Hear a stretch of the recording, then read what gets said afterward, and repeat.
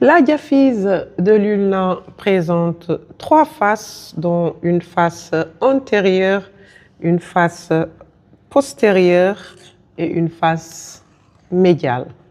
Décrivons tout d'abord la face antérieure. La face antérieure de l'ulna est large dans ses 2/3 supérieurs, à ce niveau, et plus étroite et convexe transversalement dans son tiers distal.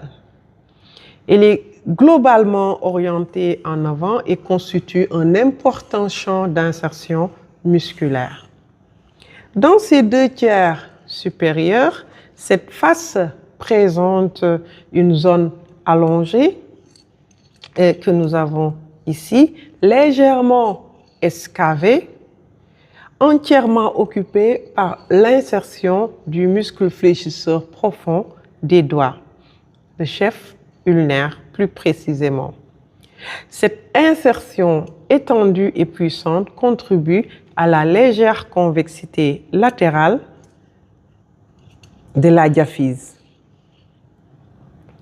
Le tiers inférieur, séparé de la portion supérieure par une crête oblique dirigée en bas et en dedans, c'est la portion du tiers distal est plus étroite.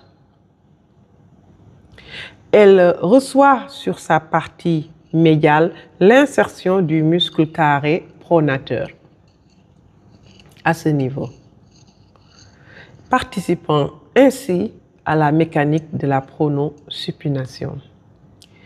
À proximité de la zone moyenne s'ouvre également le foramen nourricier et au niveau de cet os, nous avons un foramen nourricier plus haut situé au niveau du tiers supérieur de la diaphyse. Donc là, nous avons une variation de position, de situation du foramen nourricier qui, au lieu de se situer au niveau du tiers moyen, comme c'est décrit dans les ouvrages de référence anatomique, là, nous retrouvons un foramen nourricier au niveau du tiers supérieur de la diaphyse. Ce foramen nourricier livre passage au vaisseau nourricier de l'ulna. Le foramen est orienté en haut et en avant, témoignant de la croissance distale de l'os.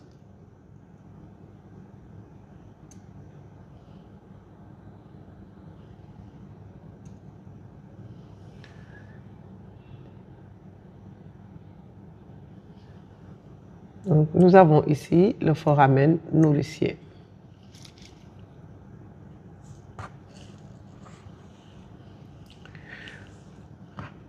Décrivons la face médiale de l'ulna. Nous avons ici la face médiale. Elle est là. Cette face médiale est séparée de la face antérieure qui est là par le bord antérieur qui est peu marqué. La face médiale est large dans sa partie proximale, comme nous le voyons ici, et plus étroite dans sa partie distale. Elle est légèrement convexe d'avant en arrière. Elle prolonge dans ses 2/3 supérieurs l'insertion du muscle fléchisseur profond des doigts, en continuité avec la face antérieure à ce niveau, où on avait aussi l'insertion du muscle fléchisseur profond des doigts. Donc, cette insertion se poursuit jusqu'au niveau de la face médiale, au niveau du tiers supérieur. Des 2/3 supérieurs. Le tiers inférieur de cette face médiale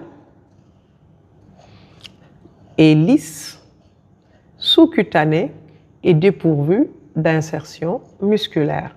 Donc, le tiers inférieur qui est là, contrairement aux 2 tiers supérieurs, est dépourvu d'insertion musculaire. Il est sous-cutané et il est lisse, comme nous pouvons le constater à ce niveau. Cette zone est accessible à la palpation et permet de suivre aisément le corps de l'ulna lors de l'examen clinique, notamment en position de pronation. La troisième face, il s'agit de la face postérieure. Donc la face postérieure de l'ulna.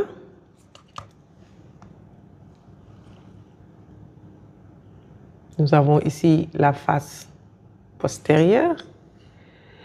Elle est divisée en 2 champs par une crête longitudinale prolongeant la crête supinatrice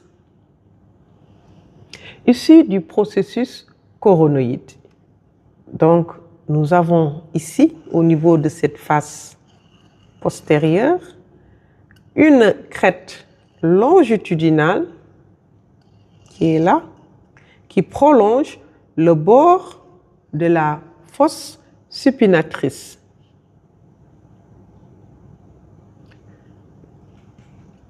Plutôt le bord. Nous avons une crête longitudinale au niveau de la face postérieure. C'est cette crête que nous avons ici.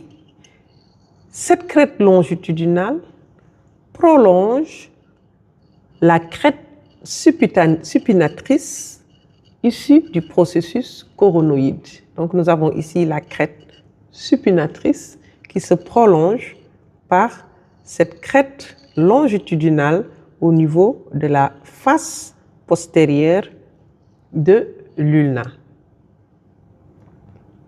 On distingue ainsi un champ latéral destiné aux muscles de la loge postérieure et un champ médial plus excavé accueillant les muscles proximaux et distaux de l'ulna à ce niveau. Donc nous avons ici la crête longitudinale de la face postérieure prolongeant la crête supinatrice du processus coronoïde.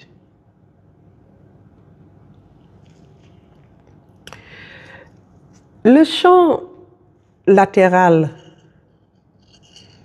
qui est à ce niveau est parcouru par des crêtes obliques qui sont rugueuses. On a ici des crêtes obliques qui sont rugueuses. Et ce champ latéral donne insertion de haut en bas aux muscles long adducteurs du pouce, au court extenseur du pouce, au long extenseur du pouce et à l'extenseur de l'index. À ce niveau, sur ce versant latéral.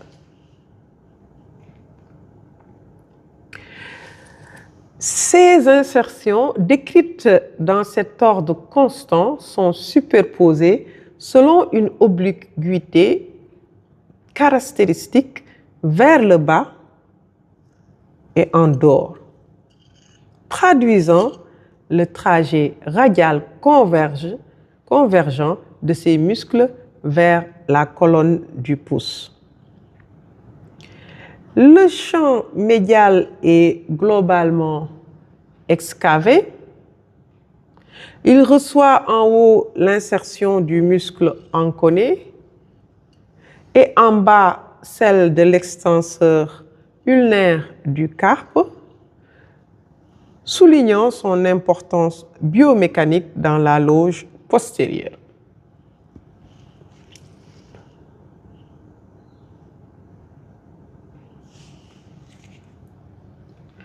Donc,